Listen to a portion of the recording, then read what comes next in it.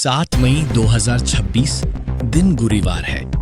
तिथि कृष्ण पक्ष पंचमी, मूला नक्षत्र। गुरुवार होने के कारण ये दिन लॉर्ड विष्णु और बृहस्पति देव की पूजा के लिए शुभ माना जाता है। इस दिन व्रत और दान का भी खास महत्व होता है।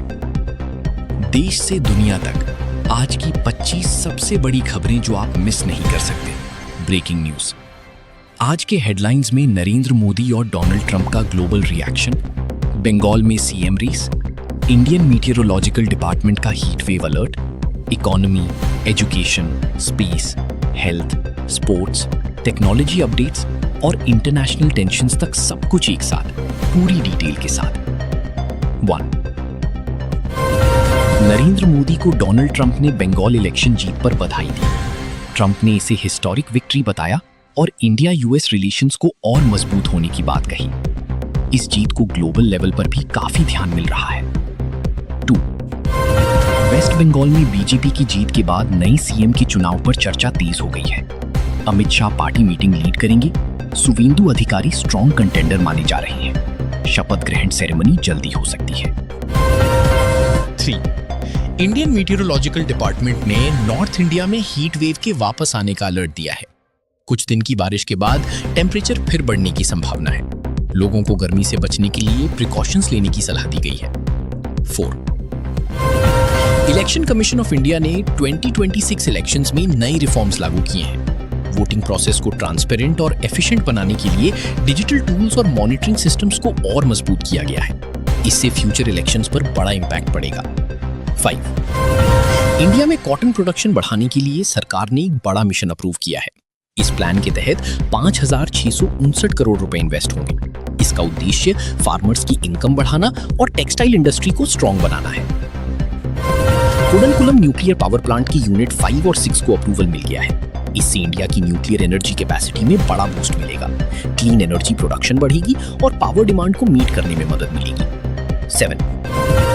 सुप्रीम कोर्ट ऑफ इंडिया की जजेस की संख्या बढ़ाकर 38 करने का बिल पास हो गया है।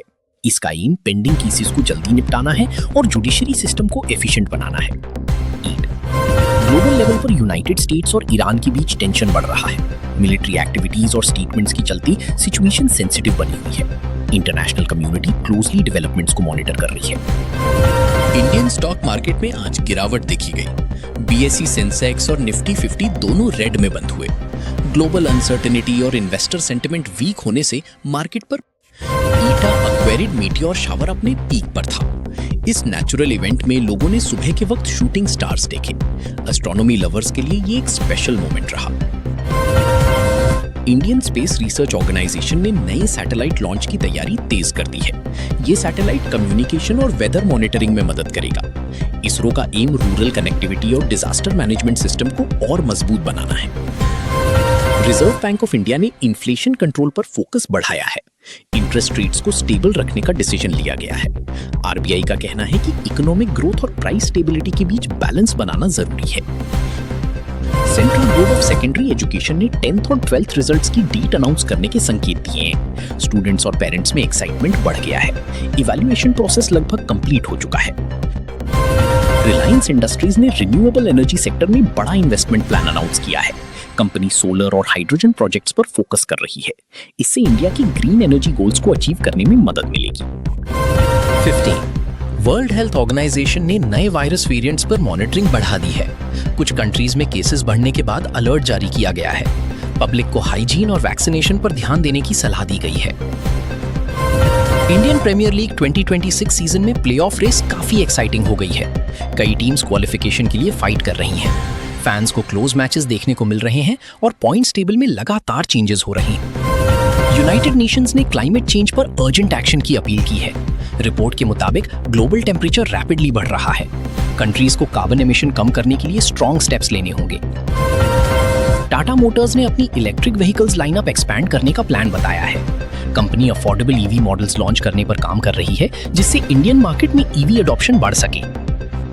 मेटा प्लेटफॉर्म्स ने अपने सोशल मीडिया प्लेटफॉर्म्स पर नए एआई फीचर्स इंट्रोड्यूस किए हैं।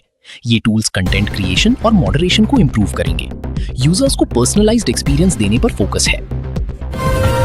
मेट गाला 2026 न्यूयॉर्क में ग्रैंड तरीके से ऑर्गेनाइज हुआ। सेलिब्रिटीज ने यूनिक फैशन आउटफिट शोकेस किए। इवेंट का थीम क्रिएटिविटी और कल्चरल एक्सप्रेशन पर बेस्ड था, जिसे वर्ल्ड वाइड ऑडियंस ने काफी पसंद किया। इंडियन रेलवेज ने समर रश को देखते हुए स्पेशल ट्रेन चलाने का फैसला लिया है।